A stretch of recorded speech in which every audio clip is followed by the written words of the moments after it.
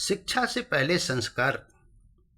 हिमालय की ऊंची ऊंची बर्फीली चोटियों के बीच लेह लद्दाख के एक छोटे से गांव में एक परिवार रहता था। चारों तरफ बर्फ, पत्थर और ठंडी हवाएं थी। वहां जीवन आसान नहीं था। 6 महीने तक सड़कें बंद रहती थी।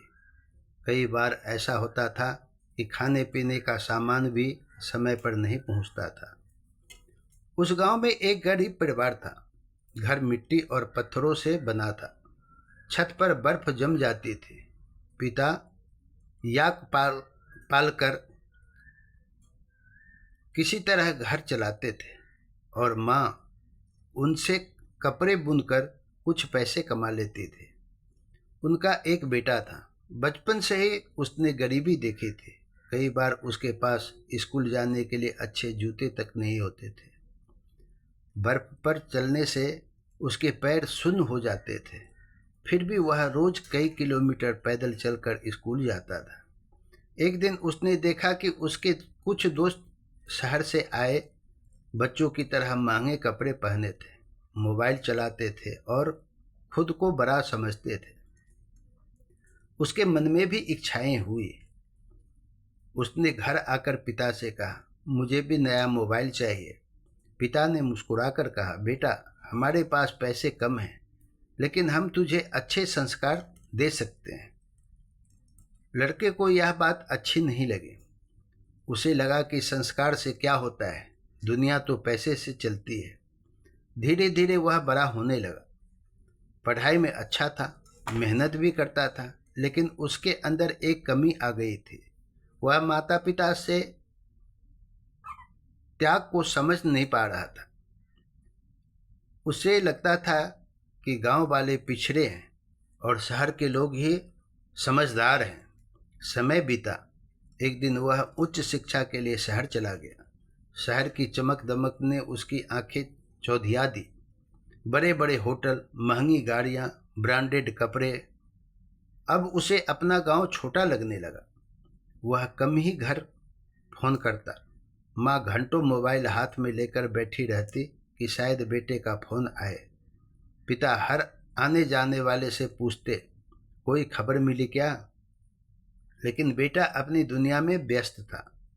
एक दिन कॉलेज में उसके एक शिक्षक ने कहा, डिग्री तुम्हें नौकरी दिला सकती है, लेकिन संस्कार तुम्हें सम्मान दिलाते हैं। उसने बात सुनी, लेकिन दिल में नहीं उतारी। पढ़ाई पूरी हुई, अच्छी नौकरी मिल गई, पैसा आने लगा। अब उसे लगता था कि उसने जीवन जीत लिया है, लेकिन जीवन की असली परीक्षा अभी बाकी थी। 1 वर्ष बाद खबर आई कि उसके पिता गंभीर रूप से बीमार हैं। वह छुट्टी लेकर गांव पहुंचा। कई वर्षों बाद उसने अपने घर को ध्यान से देखा। दीवारें पुरानी हो चुकी थी, माँ के बाल सफ़ेद हो गए थे, पिता का शरीर कमज़ोर हो गया था। जिस पिता ने उसे अपने कंधों पर बैठाकर बर्फीले रास्तों से स्कूल पहुंचाया करता था, आज वही बिस्तर पर पड़े थे। उस रात पहली बार उसकी नींद नहीं आई। सुबह उसने देखा कि पिता अपनी पुरानी ऊनी जैकेट में कुछ तलाश रहे हैं। उसने पूछा, क्या खोज रहे हैं? पिता ने एक पुराना कागज़ निकाला।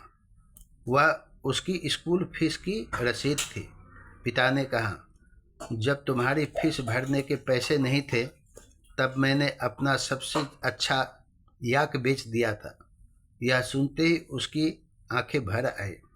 उसने पहली बार समझ आया कि उसकी डिग्री के पीछे कितनी कुर्बानियाँ थी। कुछ दिनों बाद पिता इस दुनिया को छोड़कर चले गए। घर में सन्नाटा छा गया। माँ की आंखें सूख चुकी थी। वह हर रात सोचता था, जिस इंसान ने मुझे चलना सिखाया, मैं उसके आखिरी दिनों में उसके साथ भी नहीं था।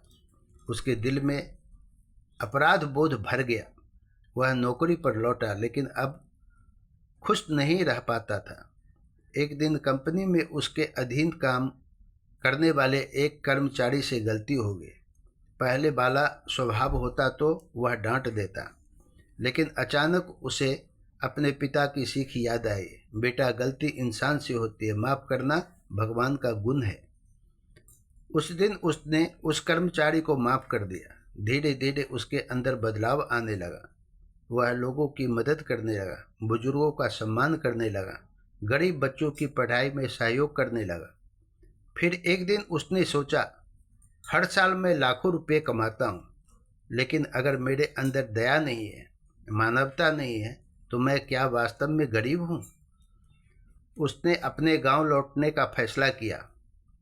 गांव में उसने एक छोटा पुस्तकालय बनवाया, बच्चों को पढ़ाने लगा, लेकिन सिर्फ किताबें नहीं, वह उन्हें जीवन का संस्कार भी सिखाता था। वह कहता, बेटा शिक्षा जरूरी है, लेकिन शिक्षा से पहले संस्कार बहुत जरूरी है। व्यापार जरूरी है, लेकिन व्यापार से पहले व्यवहार जरूरी है। भगवान की पूजा अच्छी बात है, लेकिन माता पिता की सेवा सबसे बड़ी पूजा है। एक दिन उसने बच्चों से पूछा, यदि शरीर में विटामिन कम हो जाए तो क्या करते हो?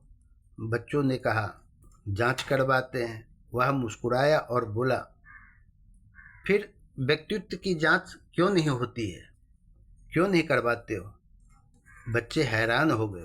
उसने कहा, कहीं ऐसा तो नहीं कि हमारे अंदर दया कम हो रही है? कहीं क्षमा खत्म तो नहीं हो रही है? कहीं दोस्ती स्वार्थ में तो नहीं बदल रही है? कहीं इंसानियत धीरे धीरे मर तो नहीं रही है? पूरा कमरा शांत हो गया। उसकी आंखों में आंसू थे, क्योंकि वह अपने अतीत को याद कर रहा था। वह जानता था कि डिग्री खो जाए तो दोबारा मिल सकती है, पैसा चला जाए तो फिर कमाया जा सकता है, लेकिन माता पिता चले जाए तो फिर कभी वापस नहीं आते। उस दिन गांव के बच्चों ने एक ऐसी सीखी जो किसी किताब में नहीं लिखी थी। सालों बाद वह व्यक्ति बूढ़ा हो गया।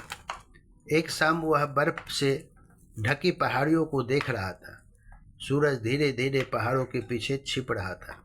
ठंडी हवा चल रही थी। तभी उसके पास पढ़ने वाले कुछ युवा आए। उन्होंने कहा, आपने हमें सिर्फ पढ़ाया नहीं, जीना भी सिखाया। उसकी आंखें नम हो गई। उसे लगा कि अब उसका जीवन सफल है।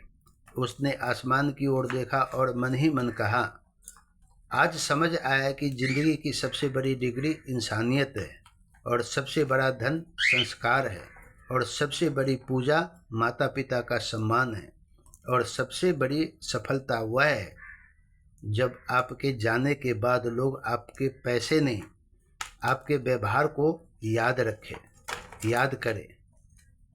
शिक्षा से पहले संस्कार जरूरी है, व्यापार से पहले व्यवहार जरूरी है, भगवान से पहले माता पिता का सम्मान जरूरी है।